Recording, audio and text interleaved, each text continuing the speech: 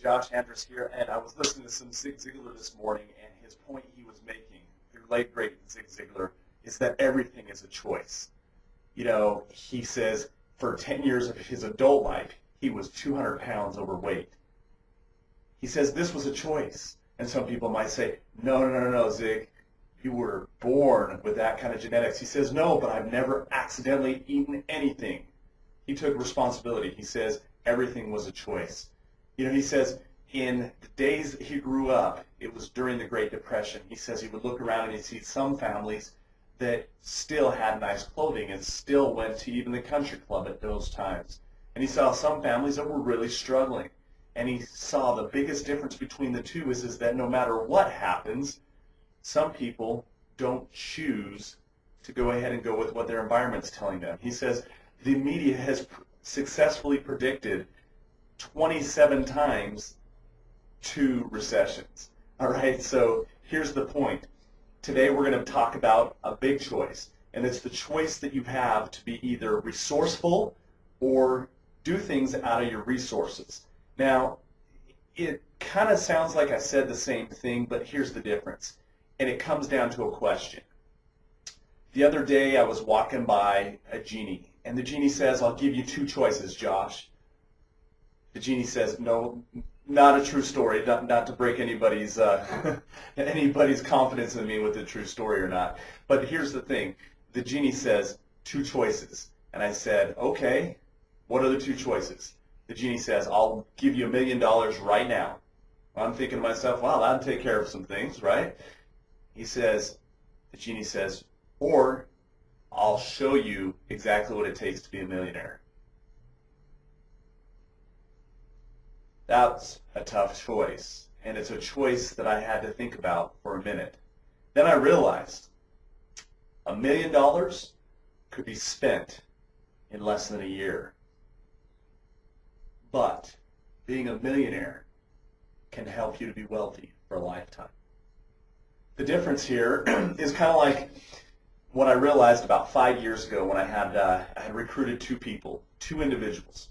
They each had a choice. The first person was a business owner. He had a vegetarian place that he had bought for his daughter. His business was working pretty good, and he just basically put the business that I was offering him on a credit card.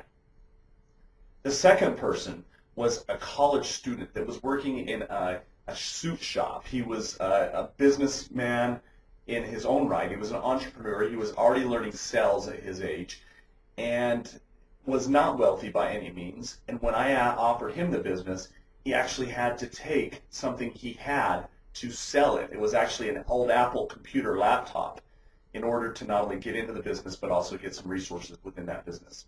One was ready with resources. The other one was resourceful with what he had to do to get into the business. Now, here's the interesting thing. You guys could say that's a nice story, Josh, but what's the point? The point is the business owner that had the resources in the beginning never did anything in the business. In fact, I think I helped recruit people to work with him in his business, and he still never did anything. You know, it was like some people will say you could bring somebody a brick of gold, and if you accidentally drop it on their foot while you're giving it to them, they'll turn around and sue you. And that's kind of what this felt like working with this guy. The other guy ended up going beyond, ended up hitting the top level of the company. Is still in the network marketing business. A good friend of mine. I talk to him daily. He's a quality person, and I was blessed to be able to meet this individual because he taught us so much. Again, resource versus resourcefulness. So here is what it really comes down to. When you have an opportunity, you have to recreate the way you look at things. That's what my friend did. That's what my business associate did. He had to recreate his environment. No, he didn't have the money sitting around. He didn't have it lying around.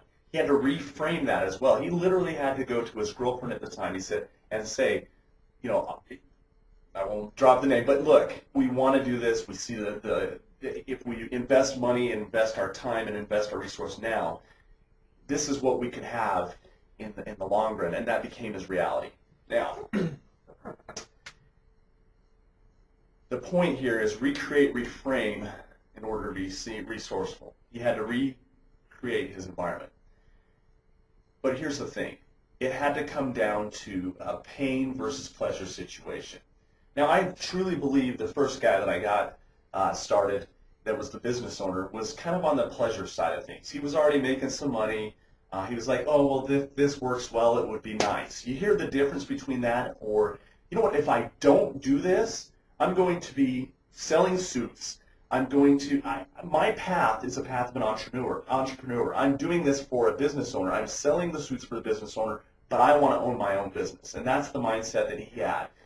The pain of working for somebody versus being able to have his own business and having others help work with him in the business. And so, you know, it came down to those. And one of the things that it makes this more clear is a story that I like to tell about the day I was walking down one of these old country roads. If you can imagine the old roads that have the houses and farms and the houses were closer to this street. But the idea here is we don't have porches anymore, but these houses still have their porches. And there are people that sit out on the porch and kind of share with each other. I kind of miss the days when we would walk by our neighbor's house and they'd be sitting out on their porch. But this was the kind of neighborhood or the village area that had porches. And as I walked by this neighborhood or this area where people resided, I heard this awful noise. And that noise was a noise of an old hound dog as I walked close to the building that this porch was at, this house. People were gently rocking in their chairs, listening to this screeching, yelping noise of this dog, just rocking in the chairs. You guys can all see chewing their straw, right? And as I walked past that, I realized these people aren't going to do anything about that dog. These people are going to let this dog sit there and yelp while they rock in their chairs. And I walked up and I said, you know, what is going on? Why is this hound dog sitting there yelping? What is the problem? And the supposed owner turns to me and says, well, you see, that hound dog's yelping because it's laying on a nail. I was like, laying on a nail? Are you going to do anything about it? And he rocked gently in his chair. Nope. And I said, well, isn't that kind of inhumane? He says, nope. I said, well, explain. He says, when that dog gets pained enough, when that nail hurts bad enough, that dog, well, it'll get up and move. And I thought to myself, wow, what a life lesson. That dog taught me that life lesson. See, many of us live with the pain of our current reality, and we don't look at it. We find other ways to mind numb or turn away from it. If it's too much alcohol or if it's sitting there watching TV, unplugging and kind of living through the actors and actresses that they put on TV's false lives. That's all a way to not look at our reality. And I want you to get this. The pain is the motivator here. See, pleasure kind of goes away, but pain, if we look dead into our lifestyle, your lifestyle is the sum total of everything that is going on in your life right now. If you go into your closet right now and look at your series of clothes, that is a part of your lifestyle.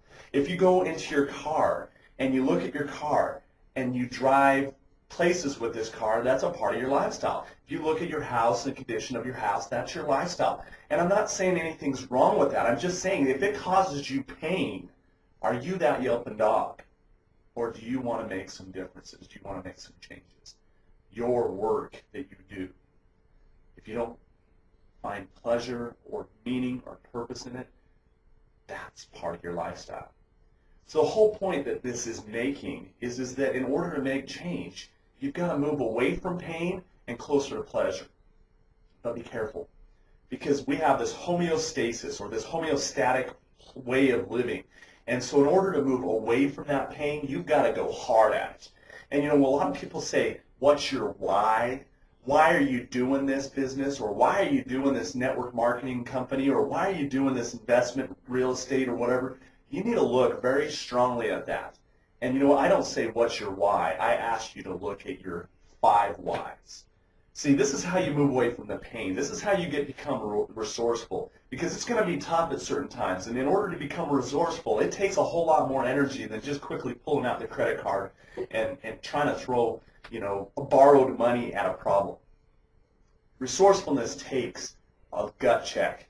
And here is what the lesson is that your 5 whys need to be written down. I don't coach people. I don't consult with people and say, what's your why? I say, what's your 5 whys? See, Les Brown talks about this all the time. He says, you got to have 5 reasons that you're not going to quit, because you just have one reason, you're going to rationalize. That's what I take away from it. So what are your 5 reasons why? Don't just watch this video, take action. Because if you just watch this video and you realize that this is truth that I'm talking about, I've made you weaker. Take the time right now. And if you do nothing more today, write down your 5 reasons why you're going to do some changing in your lifestyle. 5 reasons why you're going to become resourceful. 5 reasons why you're going to go towards the millionaire versus the million mindset.